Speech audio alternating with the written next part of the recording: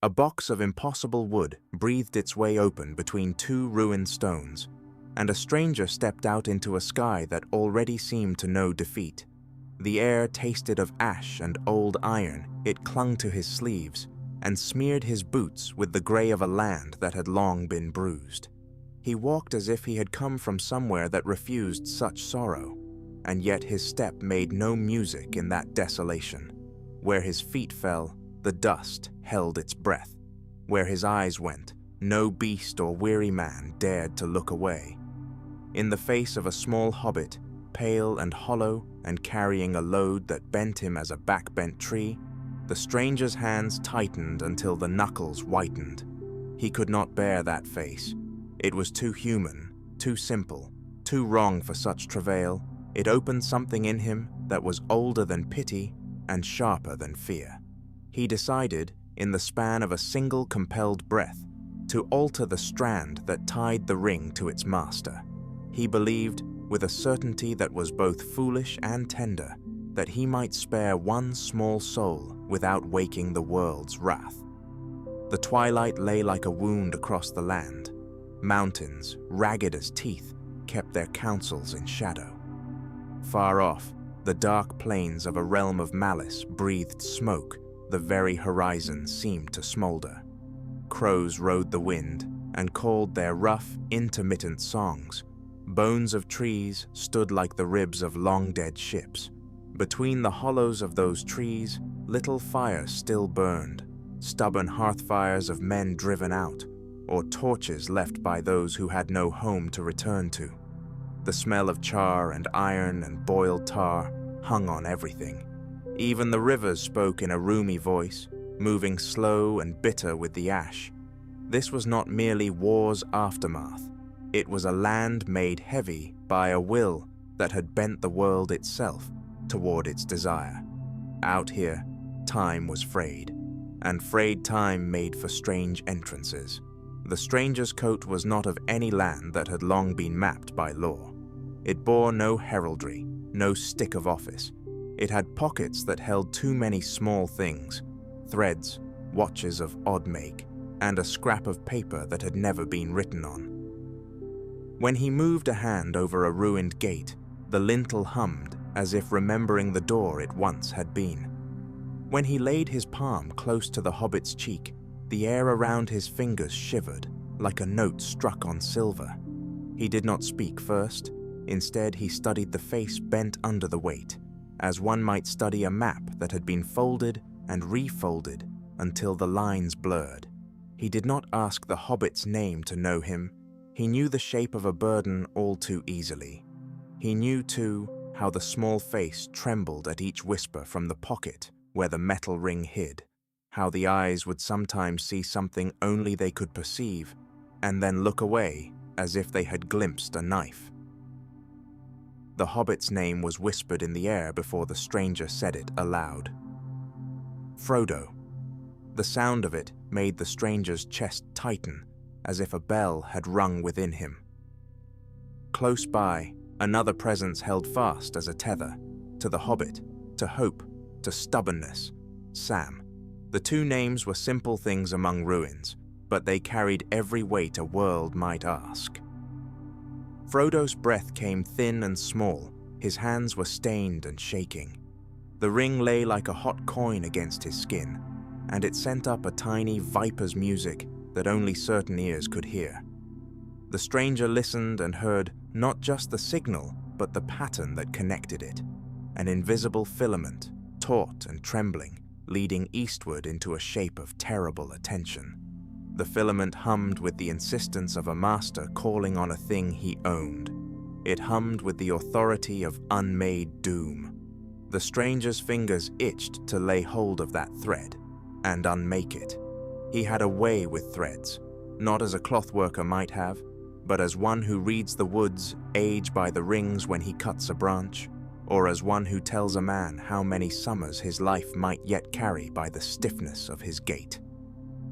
The stranger set his palms as if upon a loom and closed his eyes. When he opened them, they were not the first thing that told of him. The first was a small sound, like a clock finding its bearings. a moving from nowhere to somewhere. Time bowed under his hands for a breath. The filament that bound the ring to its master's will wavered where he had touched the air. To him, the bond seemed a braided cord, 3 strands braided tight, the desire of the ring, the claim of the dark, and the stubbornness of the bearer. He meant to take one strand, just the claim, and tuck it back, to reroute that calling so that the ring's will would no longer find its maker. He thought he could spare the hobbit the worst of the choosing, but the world does not suffer a careless mending. As the stranger laid his hand to the braided thread, the land answered with small, precise protests. Far away, on a plain where the eye could not hope to see, a Nazgul turned and drew in its breath like a drawn blade. The feathered black of its mount's wings flared as if a secret wind had been let loose in its throat. A hawk overhead wheeled and did not return. The ground under the hobbit's feet pulsed minutely, a heartbeat of the earth itself. Frodo felt it first as vertigo, then as a memory shifting beneath his skin. The ring trembled in its private place. Its metal sang a chord that was nearly hunger. The stranger's brow creased as if measuring wrongness. He had expected resistance. He had not expected the world's bones to speak. In the close hush, Sam whispered, hard and swift, a name of warning that was less a call than a plea. But before warning could settle like a mantle, there came from the east a sound that was older than any trumpet. It was not wind, it was not beast. It was the low, rolling answer of stones that have been told to remember something long buried. The stranger's fingers tightened, and for the first time, his eyes that had smiled at small things and sobbed at the sight of ruined towns, glinted with Sigur, something like fear. He had seen paradoxes, folded them, pressed them flat and sewn them into better shapes. But here the paradox was bolder than he had allowed himself. The bond he had reached for did not belong merely to a master and a ring it threaded through mountains and law and name, and tried to keep the world's balance by dint of its very cruelty. Whatever he plucked, the world would compensate. He tried anyway. His hands moved with the ease of someone who had unpicked fated seams before. A filament loosened wood grain became visible in the air. For a moment, the taste of iron left Frodo's mouth. For a moment, the hobbit breathed as though the sack on his back had been rendered lighter by a single unseen hand. Goodness, simple and sudden, brushed through the ruins like a warm wind. Frodo opened his eyes, and for an instant they were free of shadow. He saw the stranger, and all a lifetime of small scenes rushed into his face. Green hills, the smell of second breakfasts, a garden soil. Hope, bright and fragile, struck the air like a thin bell. The stranger felt his triumph in the shiver of that bell, and smiled once, as a man smiles when he thinks the heavy thing in his breast has been lifted. Then the answer came. It was not loud. It need not be. The world's reply was small at first. A thread snapped somewhere in the east, with a sound like a man cracking his knuckles. That single sound sent a quiver down every thin thing the stranger had touched. The Nazgul wheeled, and their cries were like knives unmade from midnight. Down the smoke-hung slopes, lights moved with terrible, deliberate purpose. 100 small compacts within the dark unlatched and began to move. The air itself seemed to cultivate attention, like a beast that had been called for long enough. The stranger felt it like teeth against the back of his hand, an answering need that would not be appeased by the undoing of one small cord. His hands did not stop. They had been doing what they did too long to falter now. But behind his eyes, the pity that had begun all of this faltered into an understanding that might yet be called dread. He had touched a thing that was woven into law. To pluck one thread and leave the rest was to invite the loom to be angry. Yet the small face before him, Frodo's, had unknit its sorrow for an instant.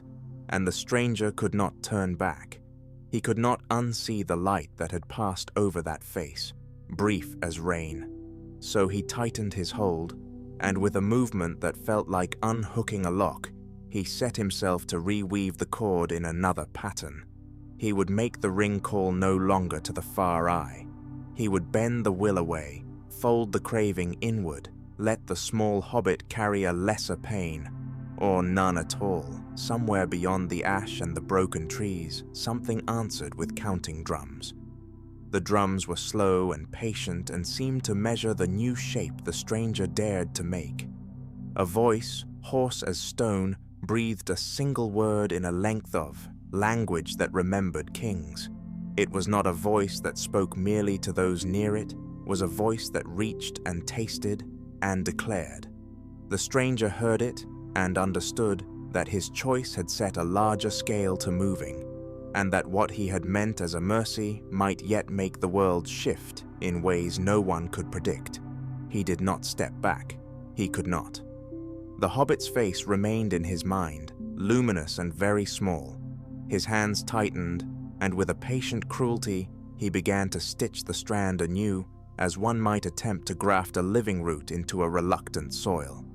The land inhaled, waiting. The Nazgul drew nearer. The stranger worked the thread, intending to spare a single soul, unaware that each pull was a summons upon all things. Smoke lay low and ragged across the plain. A grey cloth caught on broken spears and the shattered timbers of wagons. The air tasted of iron and singed wool, of horses' breath, and the sour sweetness that follows too many fires. Above, the twilight hung like a wound, open to the west. The last light bled thin, and the stars were strangers, turned to pale, quick points that did not belong to the maps of old. He crouched at the margin of that ruin, hands steady despite the tremor in his ribs, and felt the world lean toward a different note. Where others saw desolation, he listened for a cadence no ear of Middle-earth had yet known. A ripple moved across the grass, like wind that had not touched the trees. It made the hair on the nape of every neck prickle, as if some great hand had brushed the air. Men whose faces were carved by siege and sorrow looked up. One of them, a captain with a half-moon scar on his cheek, gripped the hilt at his belt and leaned forward as if to hear better. Beside him, a young rider still smelled of horses and new blood. They had not been told to trust this stranger. They had no words to name the thing he held, a narrow instrument of brass and glass that caught the dying light and bent it wrong. It did not glow like starlight it hummed, like a caged bird learning a human song. From the east, a sound came that the old songs had not warned them of.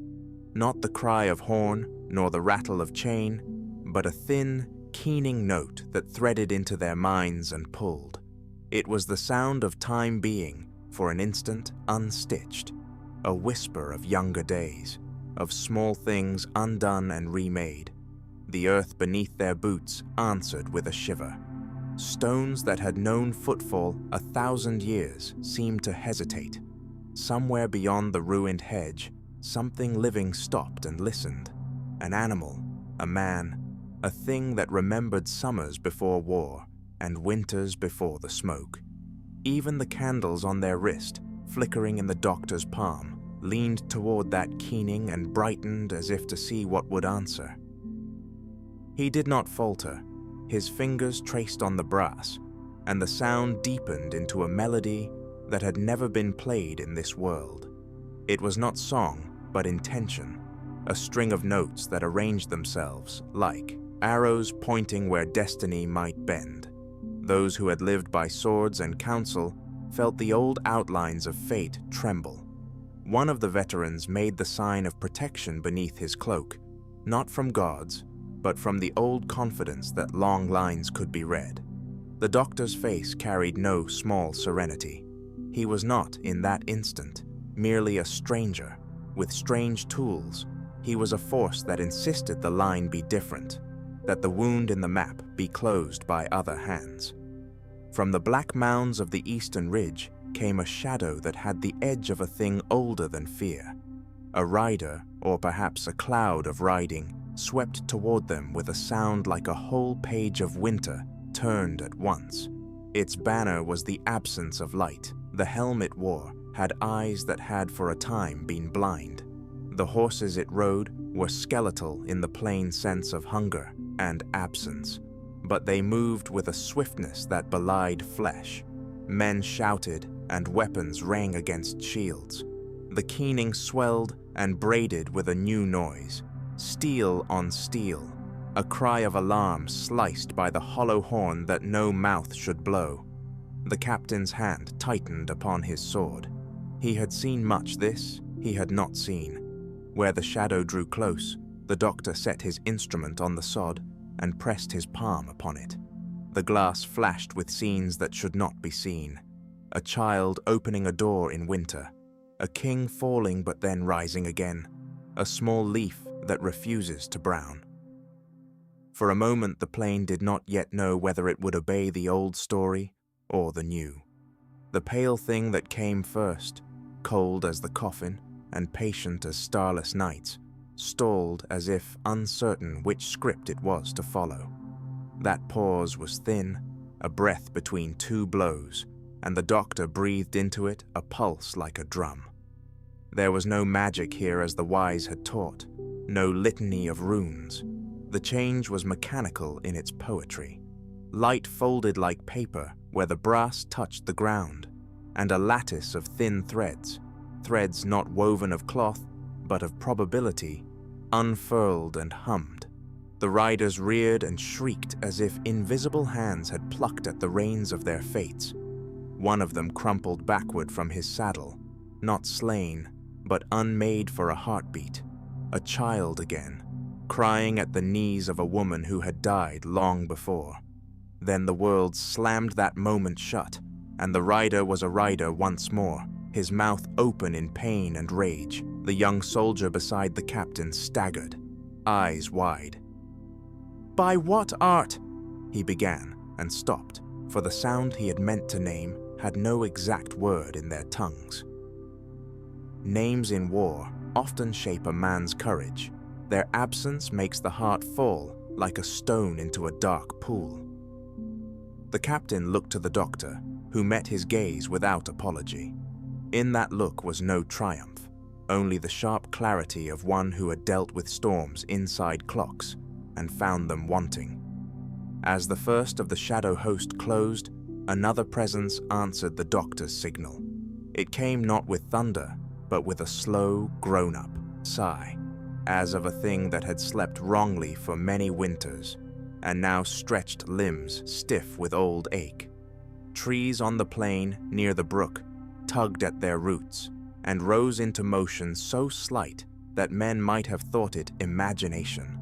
Branches bent like old soldiers saluting. Leaves, dusted with the ashen rain, shook themselves clear and scattered.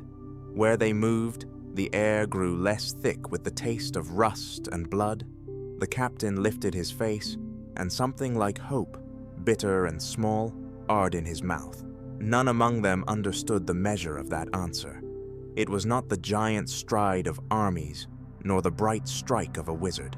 It was the slow, implacable will of things that do not choose wars, but endure them the world itself, murmuring to correct a line. A root slid under a spear and upended it.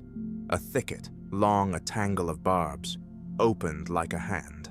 Small creatures that slipped and nested in the lip of ruin, mice, hedgehogs, birds, sprang out and scattered into flight, dragging the strands of the field with them like a carpet pulled. The shadow helm reeled, for all things have a place in a tale, and the removal of one piece makes the whole wheel judder. Yet where the doctor's instrument gave, it also took. The very laws that had guided the shadow for a century quivered under the new pulse. Some of their number were cast into confusion and fell without the graceful oblivion of death. Others hardened and grew crueler, as if deprived of one kind of hunger and whetted to another. The captain's sword found a throat, but the blade sank into air that felt thicker than blood. He pulled back with a hand that trembled and found that his strike had altered nothing. The wound did not heal, nor did it bring the clean end he expected. War is not a thing to be tidied by clever hands. The doctor stamped a foot, and the device responded with a brightness that stung in the eyes. It spit out a filament of cold light that braided itself through the ranks of the shadow. Where it touched, the shadow could not entirely hold its form. It was as though some small child had begun to retell an old story with different endings, and the listeners puzzled at the unfamiliar cadence. One of the riders, a shadow with a face like a storm cloud, fell from his horse and blurred into 1,000 memories that were not his. He wept a tear like a drop of ink and called, in a voice older than the plain, for another fate. The lament was raw and had the power to unmake a few among them wholly. Others answered with a fury that grew like a black bloom. At the edge of that bloom, something moved unseen. The doctor's hand hovered over the brass, and for a frantic moment all instruments and counsels failed him. He had not come to these lands for sport. He had come because somewhere in the knot of times and songs, there was a wrong that bled into many lives. Yet as he felt the fabric of events loosen beneath his fingertips, a cold logic in his chest warned him of the law that tended such meddling. For every thread pulled, another tightens. He could see, like a faint map in the glow, the threads that would not if he pushed farther. Some of those threads led to small mercies. Some led to calamities that would not be named until ash settled. The captain, blood drying on his sleeve, spoke with a voice that no longer trusted miracles. "If you can change the course," he said, "do so for the living, not for the turning back of what's done." His words were not accusation. They were the slow demand of a man who had buried too many to gamble with their bones. The young soldier nodded, clinging to the truth of the moment as a drowning man to driftwood. Around them the half-light congealed with expectation, waiting for the next motion, the next choice. A horn sounded again from the ridge, nearer now and tinged with a hunger that made the marrow ache. The shadow rallied, finding the places the doctor had not yet altered and pushing through them like water through broken dams. The doctor's fingers tightened on the brass. A plan took shape in the set of his shoulders, quick and dangerous.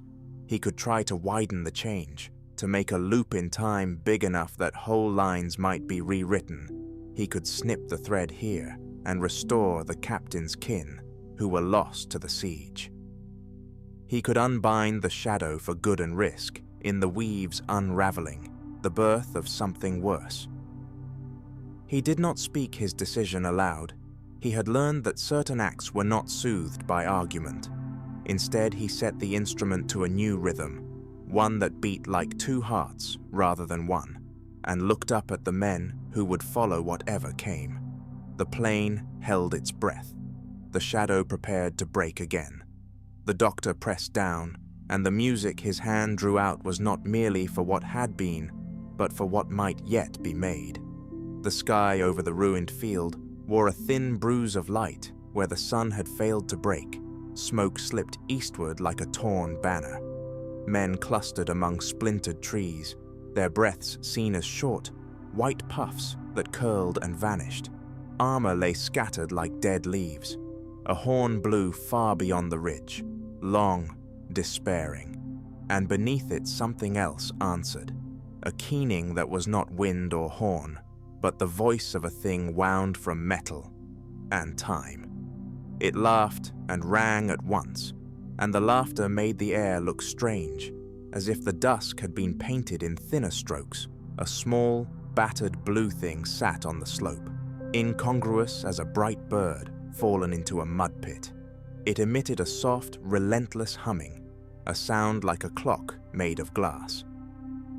The man who stepped from it moved as if pulled by some inward tune.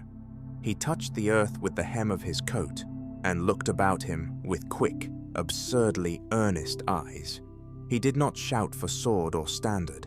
His hands were empty, and the empty hands seemed to say that something larger had been taken in hand.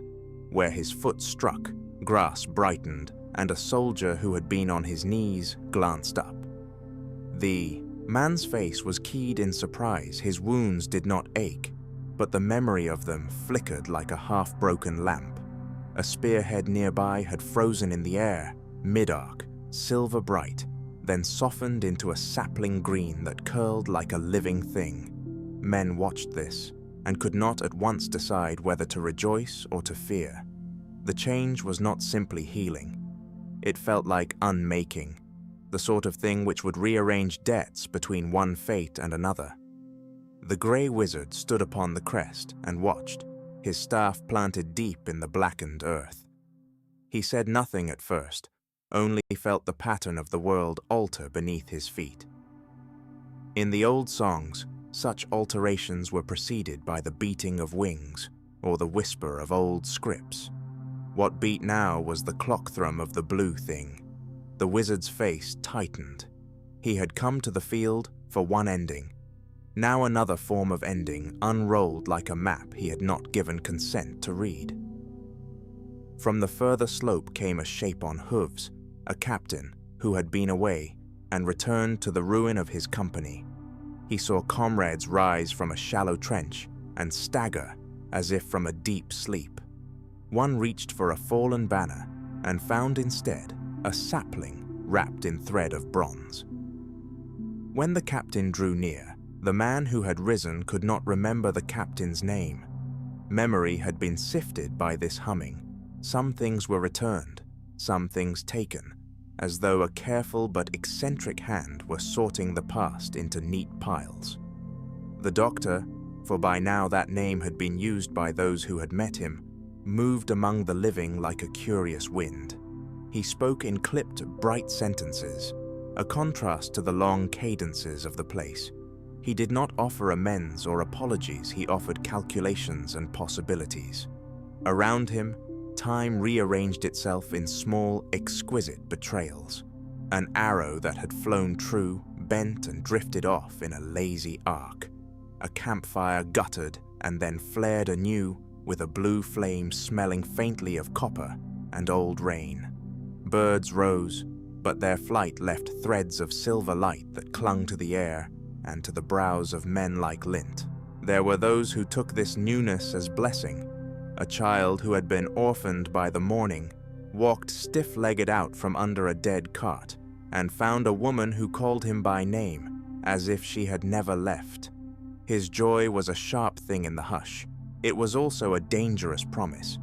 Changing the place of one mother might mean the shifting of another valley's river, the turning of a wheel elsewhere that could make waves in a far-off sea. The doctor's hands were quick, but even quick hands could not see every knot undone. Others felt the change as an offense.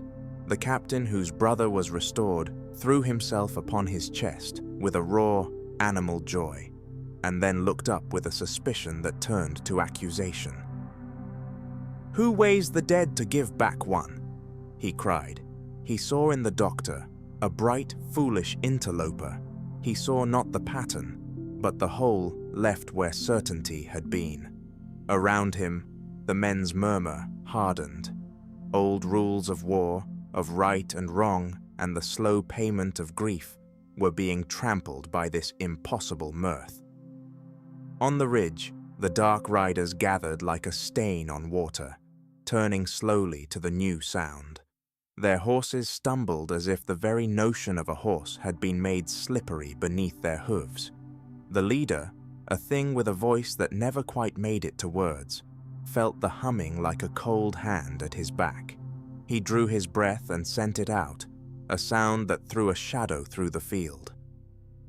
Where that shadow passed, the saplings bent as though in grief, and then straightened again, unhurt but not unmarked. The riders had come to find doom. They found instead a strange mercy, and it enraged them more than any blade could. The doctor smiled at anger, the way some men smile at a history lesson, interested, impatient, ready to correct an error. He raised his palm, not in command, but in invitation. "Not a magic of annihilation," he said, voice like the chime it had been walking beside. "A shift, a chance to unpick the tight stitches and see what was inside." He meant to give, but giving is a dangerous art when done amidst war. A gift given in the teeth of battle can become a weapon in another hand. The grey wizard lowered his eyes and spoke then, and his words were softer than any clash of arms, but cut as surely. "Change without counsel unknits the world," he said. "It renders a covenant meaningless." He did not move to strike the blue thing. He did not command the doctor to cease. He merely placed the weight of an old authority upon the humming air. The doctor listened as if to a long poem he had not quite heard the rhythm of before. Around them, the land itself began to argue. Where time had been unpicked, small things disclosed their secrets. A wheel buried last season rose and rolled toward the light, its spokes not rotten but bracing and bright. A ruin breath exhaled dust that smelled of lavender and of sea salt, and in that smell was a memory of a voyage some had never taken. The change did not simply restore, it redirected. Paths folded into one another like paper cranes. Men who would have died at one bend found themselves alive at another, but alive in ways that did not match the maps they had been given to hold. From the near tree line, an old horse whinnied and fell to its knees in sorrow, not for the flesh it bore, but for the memory of a rider it could no longer find. The doctor paused and touched the horse's flank, and for a moment the beast relaxed into a sleep that was almost a song. A rider, unseen until then, mounted into place as if remembered. The two would ride on, and whether their road led to justice or folly depended on decisions still unborn. Word moved quickly through the broken ranks. Some embraced the doctors, rewriting as providence. Others whispered of hubris and the older doom that awaits those who toy with time. The grey wizard walked among them, and where his shadow fell, the blue threads dimmed. I was not for unmaking, but neither would he accept a new tapestry sewn without listening.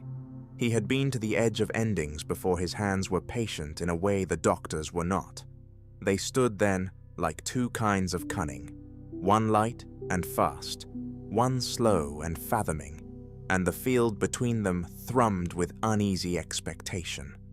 Far above the ridges, the watchers stirred. The great eagles wheeled, their keen cries cutting the hum like knives. A hawk that had been wounded rose again, wing mending as if sewn by invisible fingers. The sky changed color in bands unimaginable before it gained a purple at the rim that made faces look younger and worn banners look soft. The enemies on the horizon reconsidered whether to charge into a landscape which might not remain the same from one heartbeat to the next. For some, hesitation was salvation. For others, it was doom, and yet change breeds not only rescue, but also cunning. From the ruin of an old banner, a rag formed into a map that shifted its ink as hands passed over it. Where a commander once trusted his stratagem, he found now that every plan might be altered by a ripple the doctor could make. He cursed softly, knowing that war prized certainty. A soldier needs a place to set his foot and say, "I shall go there." When place moved, courage became a harder thing to measure.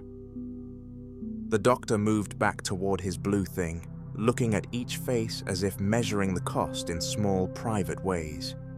He had come with the idea of corrections, of mending the cruel stitches that bound certain names to certain ends. But as he watched knights take to new roads, and mothers fold themselves around sons who might not have been born to them, his bright voice grew quieter. He had not foreseen the web of obligations, the way a single plucked thread frays distant hems. He had stepped into a war and found that wars are woven, an interlacing of histories and debts. As the light thinned and the hum took on a keener edge, the grey wizard laid a hand upon the doctor's shoulder. It was not an arrest, but a passing of weight. "If you unmake a doom," the wizard said, "you must be willing to make a different one.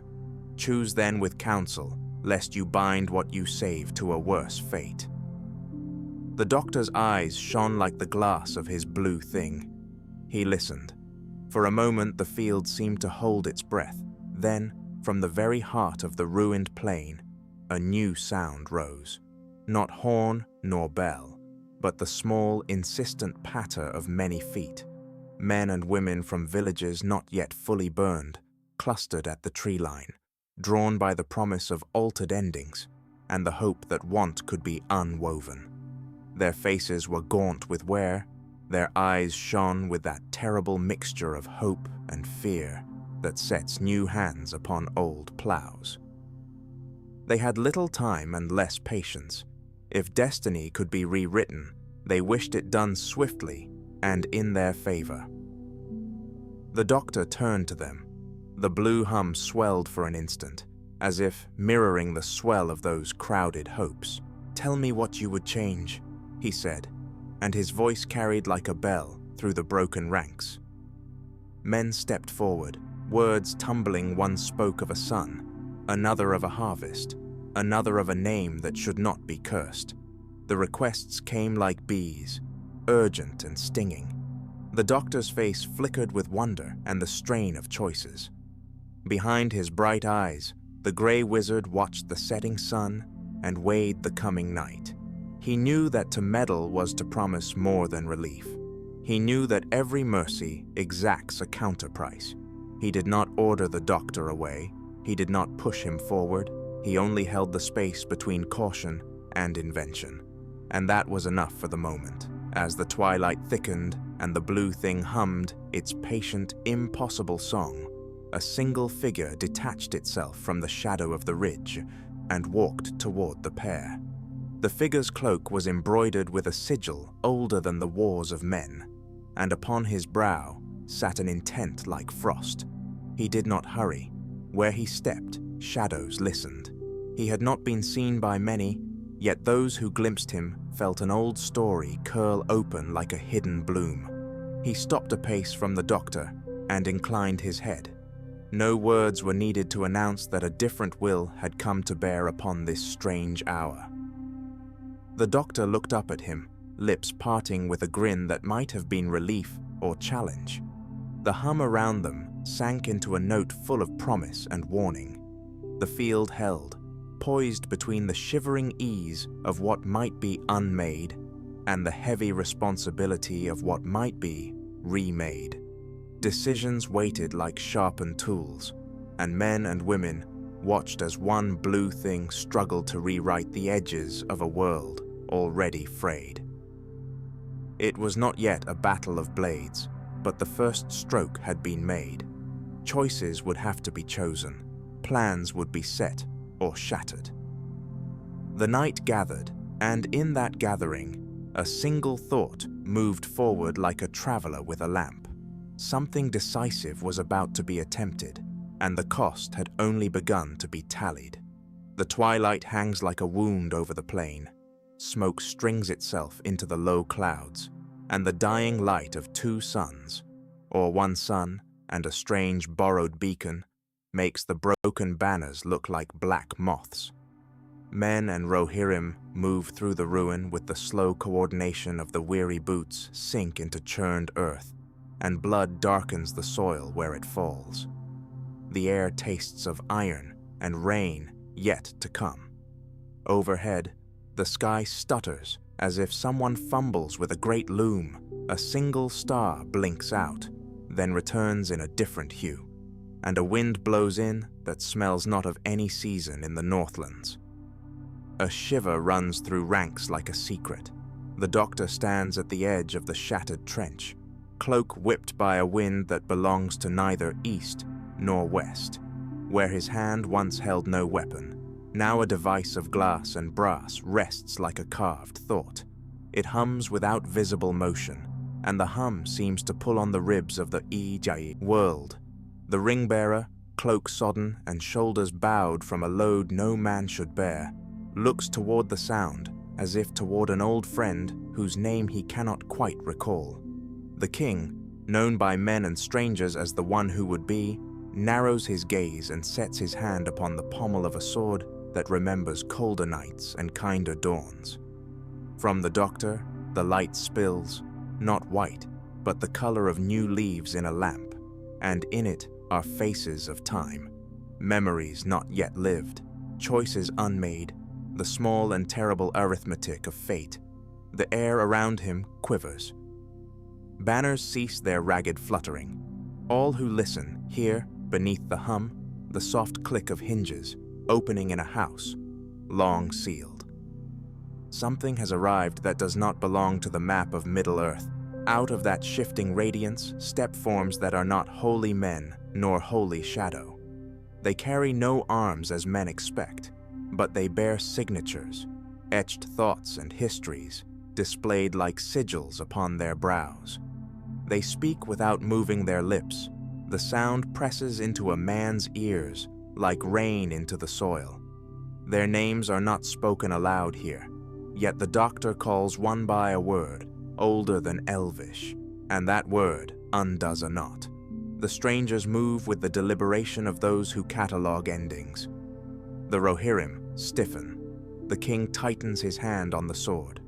The grey, with beard ash silver in the uncertain light, steps forward. His staff, scarred by ages, flares faintly and answers the device in the doctor's palm with an ancient cadence of runes. For a moment the world stands on a pitched edge, listening to the terms by which new powers might be welcomed or repelled. From the north, a horn answers, thin and tenacious. Men hurriedly assemble a ragged line between the newcomers and the battered stonework of a makeshift redoubt. The ring-bearer does not move to fight. He does not speak much at all now. He watches the doctor with the helpless, hopeful look of someone who has been offered both a ladder and a noose. The doctor's face is the face of someone who has seen too many ladders break beneath him and too many nooses fail to tighten when they should have. Yet he smiles, not with mirth, but with the sharpness of a blade that cuts a net. "Listen," the doctor says, and his voice carries across the plain without the awkwardness of command. It weaves, and those who hear feel the weave settle in their bones. There are other threads to this tapestry. Some fray, some bind. I did not come to unmake, except where unmaking saves. The king answers with a question of steel. "Will you change the fate of the ring-bearer?" The king's voice breaks the hush into pieces, and attention snaps toward the small, battered figure whose shadow is long and narrower than his years. The question is not asked lightly. It is a gauntlet thrown, not to the doctor, but to the idea of fate itself. The doctor tilts his head, the action of one who weighs angles. No one else was taught. He speaks then of possibilities like a man reading a map in a language of weather. His words make the ground seem less solid and more like a pool of quicksilver that can be crossed if one knows the stepping stones. He suggests changes that are surgical and terrible and small. A moment retimed here, a choice nudged there, a memory made tender when it had been cruel. Each suggestion is like the insertion of a single precise key into a machine whose workings were never meant for mortal hands. The grey is not certain. Doubt moves across his brow in the same slow way a cloud decides to rain. He has seen power rewoven into something monstrous before, yet he has seen worse too. The choice sets old tempers against newer fears. To tamper with the journey of the ring-bearer is to risk designs no one can predict. To refuse is to accept a future with a shadow that grows longer each day. The strangers step forward as if to answer for the future. One lays a hand upon the air, and the air takes on the feel of a remembered summer. A man in the ranks remembers his son and sobs without sound. A woman who had hardened her heart to survive finds it softening, and she fears that the enemy will find that softness as well. The doctor's device glows warmer, and the light is like a promise that is also a test. The ring-bearer looks at the doctor and sees, for a moment, not a stranger with metaphors, but a child who might mend the torn sleeve of a cloak. It is not simply a contest of will. Forces collide in immediate, terrible ways. On the ridge, the enemy, those who serve the dark without pity, unfurl a banner that is like a wound in the air. The banner is not merely a symbol, it is a thing that eats light. Where it passes, flowers wither, and a bird mid-flight drops and is still. The ground under it whispers in a tongue not meant for any good ear. Arrows answer from the redoubt, while men shout and steel sings. Horses rear and neigh, and a rider is flung, rolling in the mud. The doctor, without the theatrics of war, moves through the ranks. He pauses to unfasten a strap on a courier's pack, fix a torn map, whisper a line of instruction that seems to pull a plan into being. His hands do things the world has not seen, small miracles that are nevertheless real. A shield mended with a sapling's root, a wound cooled with strange glass, a message sent not by rider, but by a ripple in the air that arrives like a dove at its master's lap. These acts are not miracles in the way the Grey would offer them. Not heavy with sacrament, they are a tinkering with possibility that makes soldiers who had been resigned to fate look up and then, with a small fearful hope, begin to move like a living thing instead of a doomed thing. Yet every action courts consequence. For each wound eased by the doctor, a place opens where the enemy's shadow can press. The banners of darkness shift, and a figure of such cold presence appears on the far slope that the air itself backs away. He has no face that a man can name. Where he steps, the grass bites back and the birds' songs cut short. The soldiers whisper the syllables of old names and find them filth on their tongues. The grey staff thrones with a light like a bell-struck dawn, and the king lifts his sword until the steel catches fire. The doctor watches the new spectre as a man watches a delicate clock whose hands move toward midnight. There is understanding in his eyes, wounded, curious, fatalistic, and in that look, the ring-bearer finds a permission he had not hoped for. The doctor turns to the king and says simply, "Hold the line a breath longer. Let me pull one string. There is no time for argument." The Grey murmurs a word that might be an old blessing or might be a rusty chain. The king nods, and men brace on the heels of their fear. The doctor raises his palm. Light gathers like a flock of moths, and the moths fold themselves into a mirror of the plain, as it had been in a different hour, before the banners burned, before the hill was scarred, before the small hopelessness settled in men's eyes. For a moment that mirror is thicker than the present, and soldiers see themselves as they might have been, whole and laughing. The enemy falters, because seeing their prey in a different time is like a hunter losing his clutch. From that moment, carnage does not stop, but choice blossoms. Men take different stances. An archer aims a little higher. A coward finds a measure of courage. The king, who had been a leader of brawn and brittle patience, speaks a stratagem that has the soft cunning of a fox and the grim poetry of a reforged crown. The Grey whispers to the doctor, "There are rules," and in the whisper, one hears the sound of someone who bore those rules and now weighs them against the need of a world. Across the plain, the shadow banner reels as if struck, but it is not vanquished.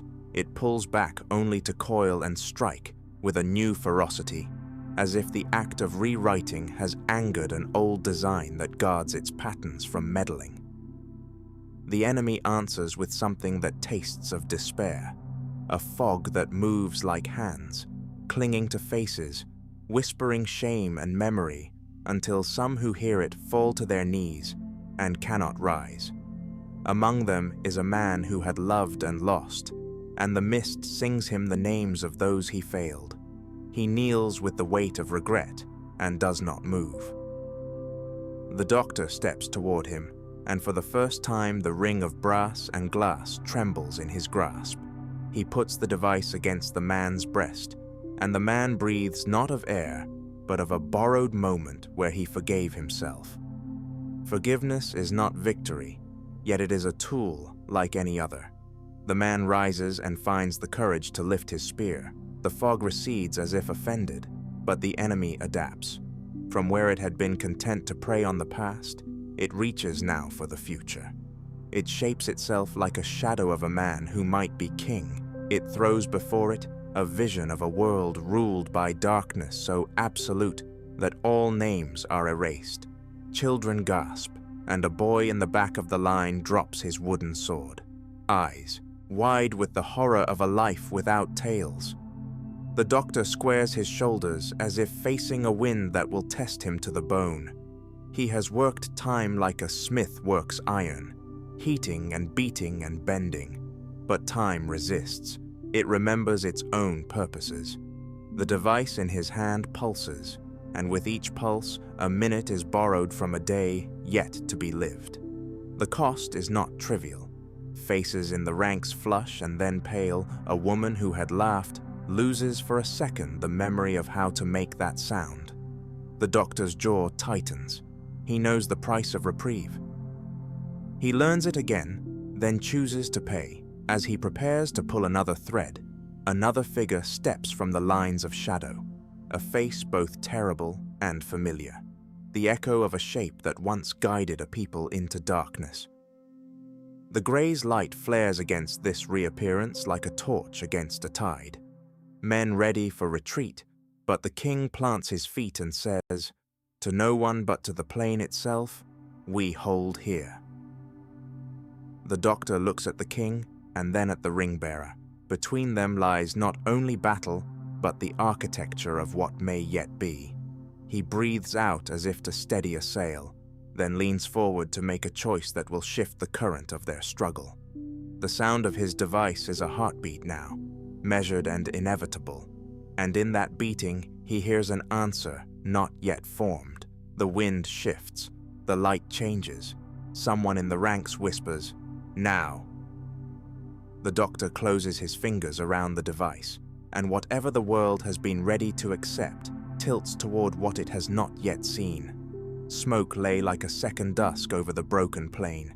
Boots sank into mud that smelled of iron and roasted fur. Above the line of shattered shields, a thin green light burned, a filament of impossible color that stitched the air with a sound like a low harp and a clock.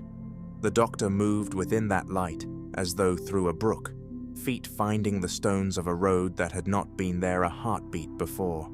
Voices rose and fell like wind through ruined towers. The names of the living passed in breath and prayer. The names of the lost lingered like ash. He did not speak with many words. The device at his belt pulsed when he laid a hand upon a fallen standard, and where his fingers passed, a thread of fate caught and shivered. Threads were not visible to most. To him they were thin rivers of light, tangled and knotted about the great outcomes. He plucked one like a harp string, listening. A soldier on his knees felt it as a warmth in his chest, and rose with a sudden certainty that steadied his blade.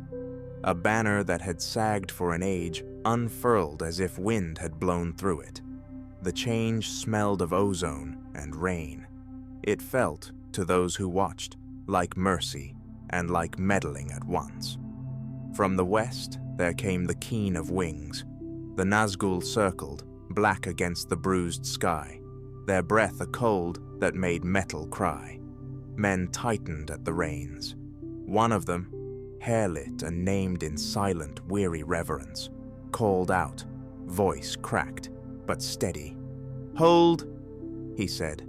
"If the path be altered once more, we must not be split asunder by the turning." His hand was Argorn's steadier hand. His eyes found the doctor, and in that gaze was a question the doctor had often avoided. "For whom do you rewrite the world?" Gandalf answered for the world. He came like a storm with salt and old fire, robes lifting where no wind moved them. His voice was low, but it carried, Fate is not a toy, Time Lord. There was no scorn in it, only iron. He took measure of the little instrument that hummed with other circles of existence. Around him, men and hobbits and a strange handful of elves and dwarves listened. Hope and dread drew lines across their faces. The doctor's lips twitched. "Nor is it fate," he said. "It is a story. Sometimes the story can be made less cruel." The ground answered. Beneath the doctors, bootstones something older than the hills sighed and shifted. Mount Doom itself, miles to the south, gave a single thin tremble as if at an old and remembered name. The ring, wherever it lay, whispered its own small hunger and then recoiled, confused. That sound reached Frodo as if through sleep, a question and a memory. He steadied himself and placed his hand on the leather of his pack. The ring no longer pulled quite the same way. It tugged like a tide that had been rerouted. In its confusion lay opportunity. In its confusion lay peril. There was a new order in the clash. Where once the Nazgul had been certain in their circling, they now hesitated and struck at gaps that had not existed before. Men who had been doomed to fall now turned and seized a shield. An arrow that had been misflew found its mark. Small mercies accumulated into a tide. Yet every stitch the doctor made unloosed another behind the repaired seam. Dark threads frayed. He felt it in his bones. Entropy's patient hand. The device at his side overheated and sang. Sparks like minute stars skittered away and vanished into the mud. Gollum watched from a shadow of rock, his eyes twin moons. The change had given him tongues. He spoke to himself and to the void, and the words were not wise. "Precious, changed," he whispered. "Not right, not proper." He slunk between cart and corpse, feeling the new path underneath his feet. In the hush before a battle, when men's mouths clenched and horses shied, the creature's small, useless hope was sharp as a blade. He smelled the doctors tinkling in the air and slavered. Somewhere, a plan that had been certain now frayed like a rope burned at its center. The clash resumed with a new, perilous choreography. Cavalry met phalanx. Elven archers sang down a rain of silver. Gandalf's staff rang on stone with a note that turned swords aside. The doctor strode through them, seldom striking, and when he did, it was with an action so odd that the watchers could not name it. He does not much use weapons, yet once he hauled a fallen standard like a banner of the dawn, laying it across a gap so men might see a goal. The banner did not wash away fear, but it gave a focus. A hobbit at the line wept without sound and marched forward because someone now carried a sign. Then the device failed in a way that made all of them still. Its light staggered and folded like a bird whose wing is broken. A thin seam of darkness showed within the green, and from that seam crawled images like insects on glass, possible ends that had not been born. The doctor's fingers clenched. Time was a bowl, and it had a crack. If he pushed now, the whole might shatter and spill 1,000 wild futures across Middle-earth. If he withdrew, some lives might fall as the older tale had promised. Gandalf stood before him then, face lined in lamplight and war smoke. "You cannot carry every sorrow," he said, "nor should you attempt to rob the world of the consequence that makes courage true." Aragorn, with his sword dark and his jaw set, turned away from hedged argument. "We will not pry destiny to the ground," he said, "but we will not stand idle while men die for want of a hand." His voice did not ask the doctor for absolution. It asked for a plan, and a plan was what the doctor had not granted fully. He had offered possibility like a coin, bright and dangerous. Now levers had to be moved. "Then move them," the doctor replied, softer than thunder. "Give me the place where the web is weakest." He pointed toward a ravine where broken oaths had pooled. The light from the failing device licked like a tongue across the stones. and found the seam. A figure emerged from that ravine, not tall, but walking like one who had learned the manners of kings. It was a soldier who had died in some other telling, and not in this new one. He bore scars that were not his, and eyes that recognized everyone. He came because the doctor had made a room where he might stand. He came and fell to his knees before the doctor, hands open. "If I live," he said, voice humble and torn, "I will not waste this luck." He meant it. Luck in Middle-earth is sharp as a sword and heavy as a crown. Gollum crept forward when no one watched, his whole body a plea for what had been denied him so long.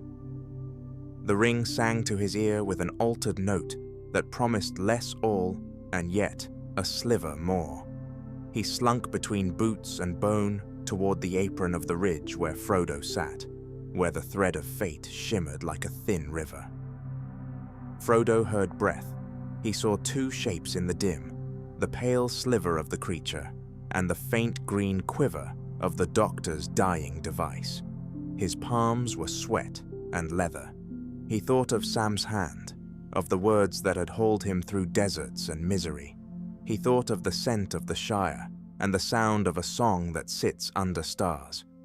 He understood that this second chance was not free. It asked for a price he had not yet counted. The doctor, sensing the subtlety of the moment, did the thing he hated best. He spoke plainly. "You can hand it to him now," he said, voice brittle and kind. "You can try to keep him gentle with something like mercy, or you can follow an older road where we know how it ends." He did not say which path would be kinder. That was a thing impossible to name. The green light flickered like a failing lamp. Sparks of time ran like insects, outward, and buried themselves in the mud and the eyes of men. Frodo rose at last. He carried himself as a man would carry what must be given away. He put the pack down and drew out the small, tired thing that had been his doom and his burden. Gollum lunged like a shadow at a candle. For a terrible breath they met, the small bright gold against greedy hands, and the world held its silence as a judge might hold a court. The doctor felt the seam tear where new and old met. He had the pull of the lever left to him. Pull it one way and the ring might slip from history, pull it another, and it might be returned to the course that had forged a different pain. He did not decide in a glint. He reached not for the ring, but for the other man who had needed him in 1,000 lonely nights. He closed his hand upon Aragorn's gauntleted wrist with a surprising tenderness. "No more alone," he said, and in that sentence was a vow and a reckoning. He would not steal courage from the world, nor would he allow needless slaughter in his name. He would alter what he could with hands that had touched too many timelines, but not so far that the soil of the world would accept no new seed. Gollum's labored breathing filled the space between them. Frodo stood as if on the lip of a cliff. The doctor set his device upon a stone, and for want of a better word, he prayed. The light did not die. It narrowed to a single filament and then, with the slow certainty of a dawn, rewove a single thread. It was a gesture small enough to be kindness and large enough to startle. The wound in the web did not mend it rerouted. The ring did not vanish from the world, nor did it remain unchanged. Something else had taken root in the space the doctor had given. The green filament dimmed, and with it, the urgent music that had thrummed in their bones. Men around them breathed as if after deep running water. Aragorn straightened, and his eyes were wet and bright with the iron of command. Gandalf placed a hand on the doctor's shoulder, not as rebuke, but as reckoning. "You have made a road," he said. "Now walk it with us. See where it leads." The doctor looked at his fingers, at the device that had nearly undone everything, and then at Frodo, and then toward the dark shape of Mount Doom on the horizon that still smoked like a long, unresolved grief. He smiled. and it was both boyish and rueful. "Oh," he said, "I do like a good ruin to fix." He pocketed the device with reverence and a little fear. He stepped forward, toward the line where men would meet men, and hope would be earned at price. His stride was not the stride of one who had answers. It was the stride of one who had decided to keep looking. Behind him, the green light went out like a match.